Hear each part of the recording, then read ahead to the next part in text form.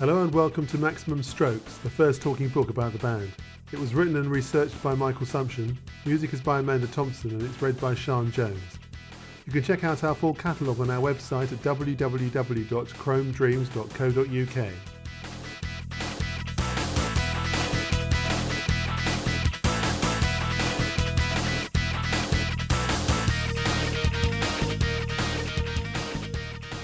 You know, you work so hard at something and you keep rehearsing and keep trying to write music and analyze music and work on it. And I think it just finally came together where the work started paying off. It's not an easy thing, it's not just luck.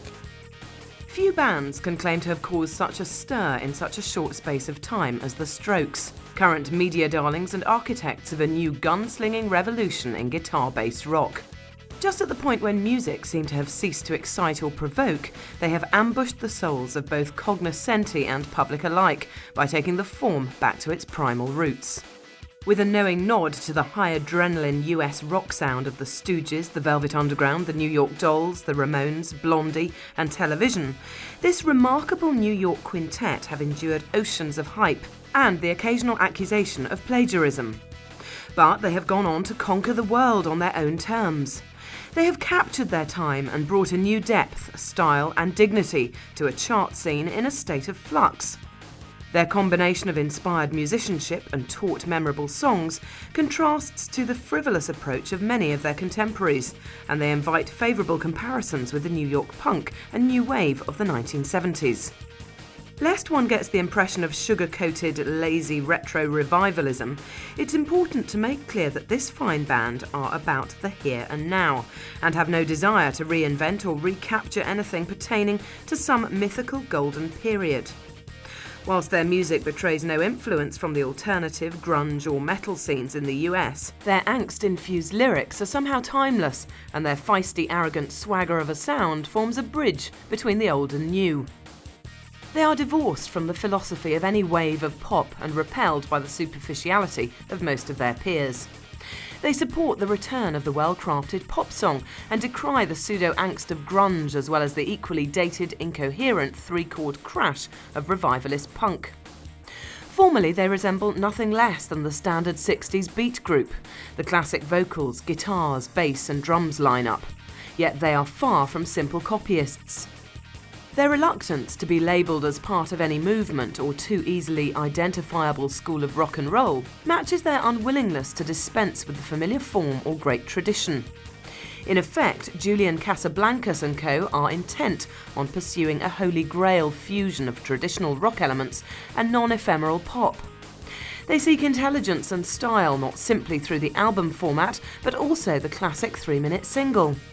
They threaten to bridge the gulf between the so-called rock press and the pop glossies, balance introspection and angst with wit and dry humour, and juxtapose cocksure arrogance with an indie naivety. For those of us who remain enthralled to the central garage punk new wave lineage, the one that stretches from Iggy through the Pistols to Television, the Strokes can be viewed as keepers of a flickering flame. This cracked Dionysian power quintet take the choicest ingredients of raw, bellicose punk rock and ferment them into the latest mind-blowing brew. Yet they transcend such petty categorisation by distilling the energy and immediacy of prime-time garage punk into more rounded, accessible, deft and adult songwriting. Lyrically, you get stripped-back, poetic, faded snapshots, rumination of lonely souls in transit, and beautifully deadpan shrugs of the shoulders. Musically, they offer an intoxicating, fresh, razor-sharp, savvy take on the best US rock, which neither pays lip service to current trends, nor rehashes a pale imitation of an old recipe. Surely, even if they accomplish nothing more, their future reputation is assured. They are in an enviable phase which most groups can only dream about, where excellence is effortless and greatness tangible. The world is licking its lips in anticipation of their next move. Like the most important bands in rock history, a feeling of immense drama surrounds their artistic progression. We can ponder on what they might yet achieve and shiver at the prospect. Rock at its best provides an almost frightening expectation and exhilarating sense of instant history in the making. The all-too-familiar alternative is a depressing anticlimax, akin to the disillusionment and despondency produced by a soured love affair.